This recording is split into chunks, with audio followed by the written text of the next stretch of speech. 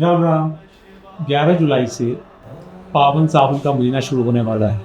अब बहुत सारे भक्त जल अभिषेक करने के लिए शिवलिंग पर जाएंगे।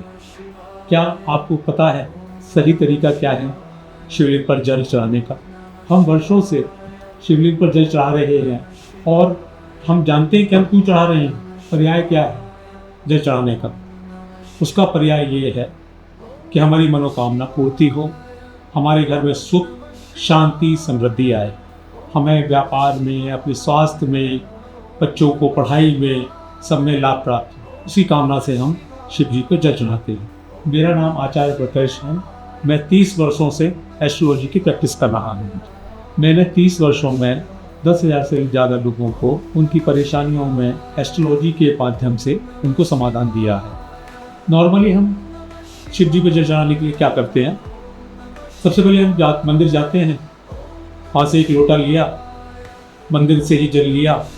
सबसे पहले फिर गणेश जी को जल चढ़ाया, फिर शिवलिंग पे जल चढ़ाया, फिर माता पार्वती, कार्तिकेय, नंदी, नाग देवता पे जल चढ़ा के पूजा अर्चना करके और अपनी मनोकामना की प्रार्थना करके घर वापसी आ जाते हैं, जो सही तरीका नहीं है।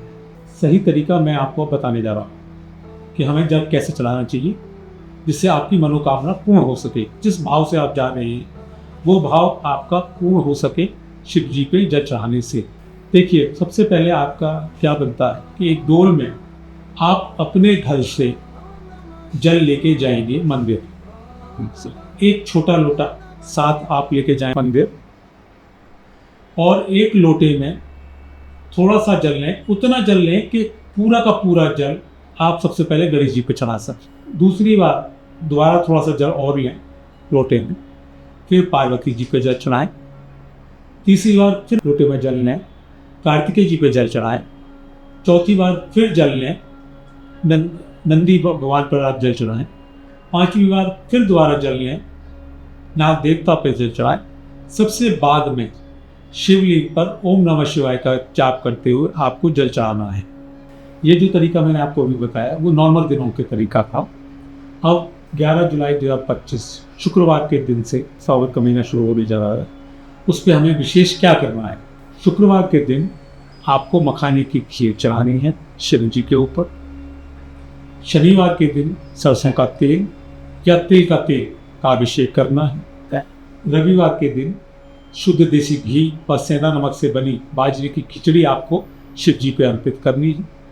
सोमवार के दिन आपको दूध अर्पित करना है।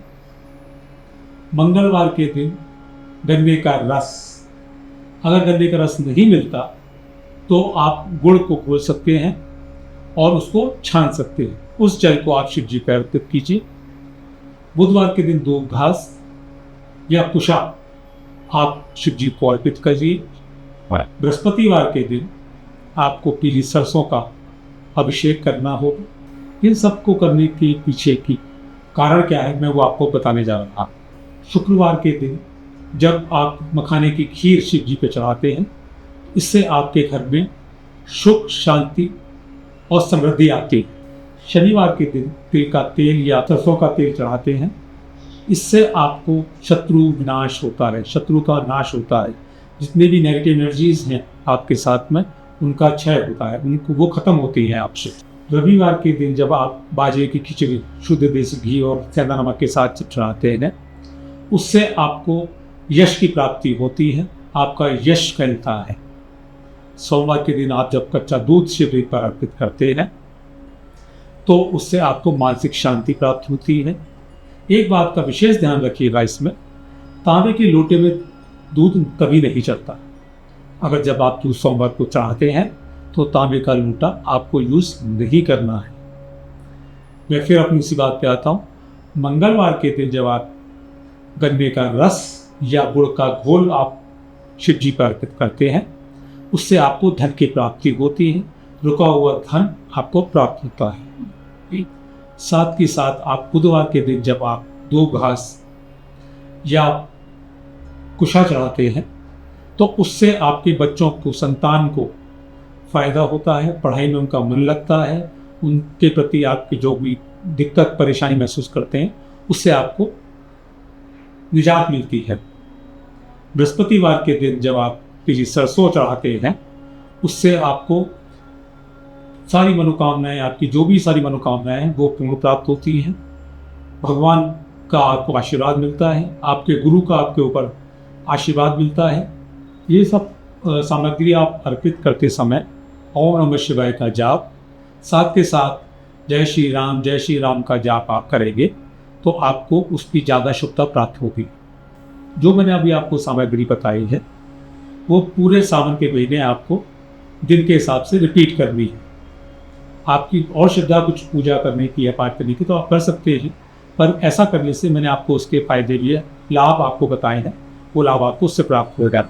एक बात आपको और ध्यान रखने वाली है कि जो मैंने सामग्री बताई है वो केवल शिवलिंग पर चढ़ेगी, किसी परिवार के और सदस्य के नहीं चढ़ेगी। साथ ही साथ यह सामग्री चढ़ाने के बाद आपको सादा जल भी शिवलिंग पर चढ़ाना होगा। ऐसा नहीं है कि वो सामग्री छोड़ के आप चले आए, उस पर सादा जल चढ़ाना अवश्य। आखिर में आपको मैं एक जानकारी और विशेष जानकारी और दे दूँ। सावन के पूरे महीने में रामचरितमानस का आप नियमित रूप से पाठ करते हैं, इससे भगवान शिव और भगवान राम की दोनों की आपके ऊपर कृपा बनेगी। आपके सारे संकट खत्म होंगे, कम होंगे। इसके साथ एक जानकारी और देना चाहूँगा, बस लास्ट में 2 बातें और है मेरी। आप भगवान शिव पर आग के पत्ते और शमी पत्र चढ़ाएंगे तो भगवान शिव की विशेष कृपा आपके ऊपर बनेगी, आपको विशेष कृपा प्राप्त होगी। हम सावन के महीने में बेलपत्र चढ़ाते हैं। क्या आप जानते हैं उसका सही तरीका क्या है? ये मैं आपको अभी नेक्स्ट वीडियो में बताने जा रहा हूँ। आशा करता हूँ मेरे द्वारा दी गई जानकारी से आपको लाभ होगा, और अगर आपको ये वीडियो मेरा अच्छा लगा और लगता है कि उससे आपको लाभ होता है तो उस वीडियो को प्लीज़ शेयर कीजिए, अपने दोस्तों को शेयर कीजिए, अपने रिश्तेदारों को शेयर कीजिए, जिससे और से ज़्यादा लोगों का लाभ हो सके। और प्लीज़ मेरे चैनल को सब्सक्राइब कीजिए, और कोई अधिक जानकारी के लिए मेरे दिए गए नंबर पर आप मेरे से फ़ोन पर बात कर सकते हैं। राम राम।